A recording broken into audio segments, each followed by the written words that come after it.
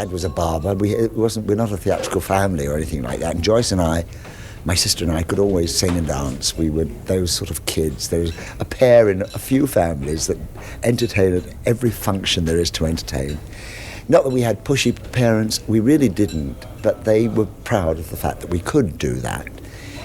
Consequently, when we did want to go on the stage, we were encouraged rather than discouraged. They weren't the parents that said, "You're not doing that, you get a proper job." Our tuition was from Fred Astaire and Ginger Roger movies and Shirley Temple, you see. That was it. But when I was 12, and you know, I'm 10, I was a munchkin in The Wizard of Oz. When I was 12, I was touring in a play. I came to Nottingham when I was 12 in Watch on the Rhine.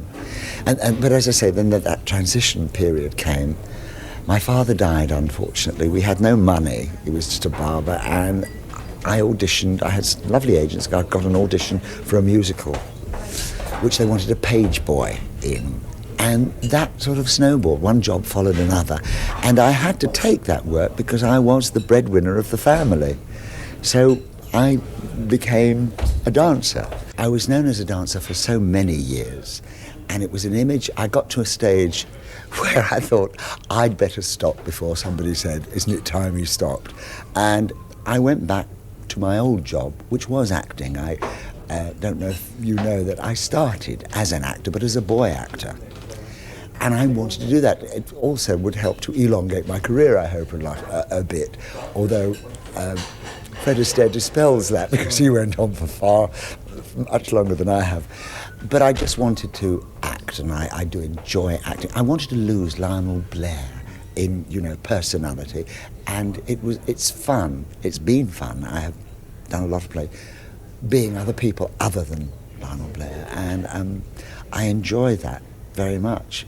And with Give Us a Clue, as I said, I got a new audience. They were the children who never saw me dance, actually, suddenly said, "Oh, we know him." And then when they see me, like, "Oh, we didn't know he could dance." It's another audience. And then name that tune actually fronting my own show was another thing. And that I enjoyed tremendously because it's dealing with the public, which I enjoy doing. Give Us a Clue. It has been repeated on cable channels. Every cable channel. It's still as popular. I think even today. The attraction also was we made it seem like a party because we didn't have to find the cameras. The cameras had to find us. Yeah. And there were no prizes to be won. It was just a load of laughs. And we did laugh a lot. Then I was asked to do choreography out of the blue. I mean, it was the last thing I ever wanted, was to be a choreographer. But that happened, and I always say yes. I never turn jobs down when it's offered to me. Of course I'll take it.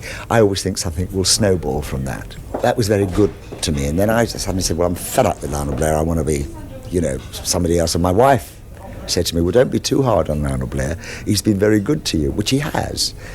And it's enabled me to say, now I want to do plays, to be a master of one job.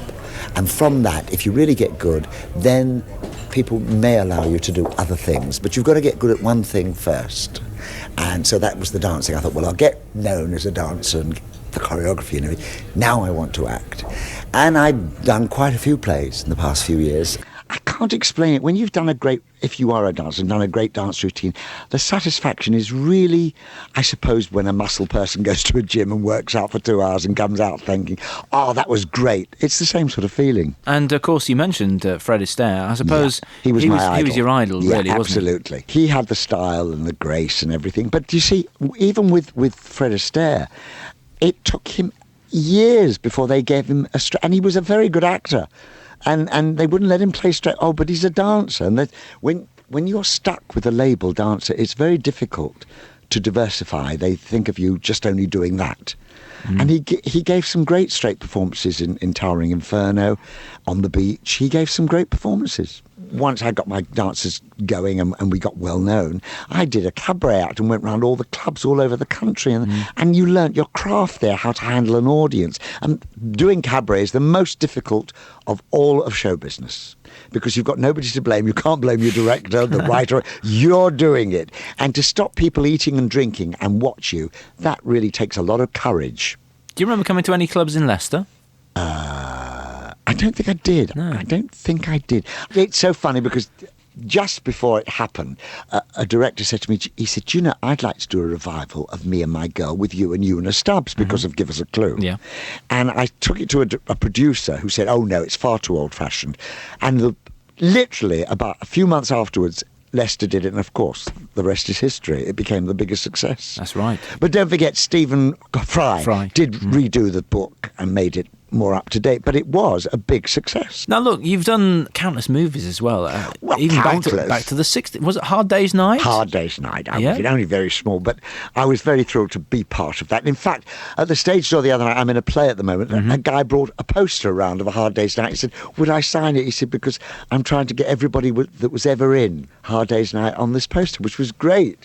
And I did Absolute Beginners. Well, I was going to ask you about Absolute Beginners as well, because that was a great film with David Bowie and Patsy that's Kensit. Going to be a well, Patsy was one of her first things was being my Cinderella to my buttons at Richmond. So I've known Patsy since she was 14. Now there are quite a lot of dancers who move on to do directing and choreography, and you know, Dougie Squires is another one who does a lot of direction and stuff. Is that as fulfilling for you? Do you enjoy directing as much? I prefer performing. Yeah. No, I'm a show off.